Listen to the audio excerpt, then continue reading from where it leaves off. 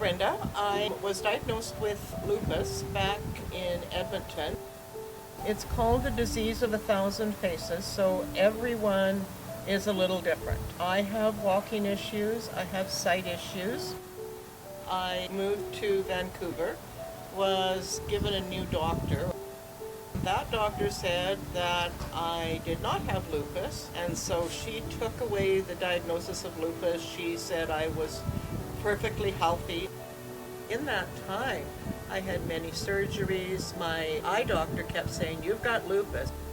You should go back to your rheumatologist and get a diagnosis because your eye is declining rapidly." So I finally went to my family doctor and I said, "I need to see a rheumatologist." He sent me to a new one. She did all sorts of blood work, and I can't believe how many tests that she ran. And within a 2-month period, she diagnosed me with lupus, rheumatoid arthritis, scleroderma, and umpteen dozen diseases. And so I was put on medication. I started to improve. From that time forward, my body had taken such a toll. I ended up having to go on to disability. I lost my career. I was a daycare worker.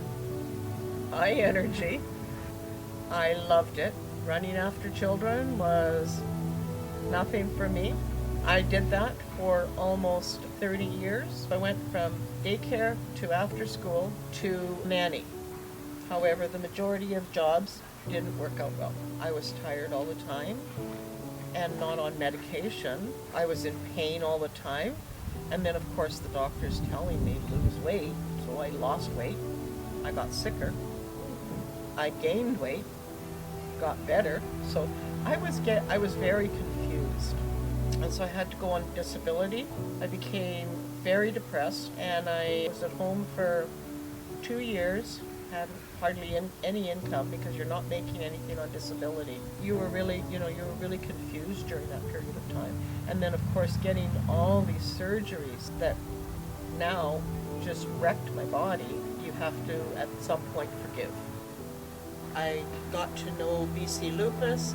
I joined a support group, thinking, my lupus was so different than everybody else's, until I learned that that's exactly what it is everybody's lupus is different. And then it wasn't until I had to go on disability, and I just totally one day lost it in the group. And they were so amazing. Went to the symposiums, and once I got to know people who had lupus, once I understood what lupus was, once I understood what the treatments were, I started to really take control of my life and started to realize that there was hope after diagnosis. Stormy is a support animal, and he comes everywhere with me.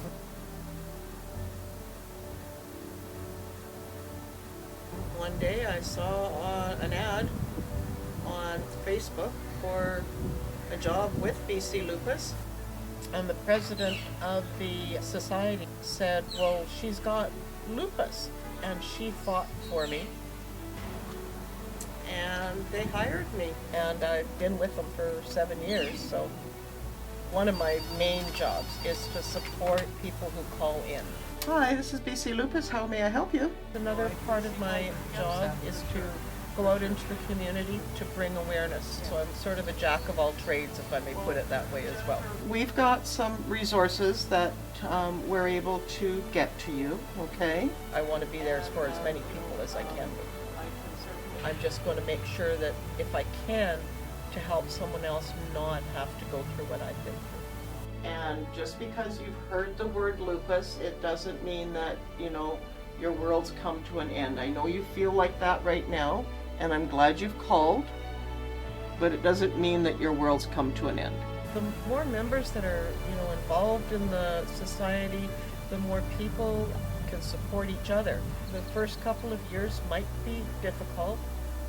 It's not the end. From my experience, it's actually a beginning.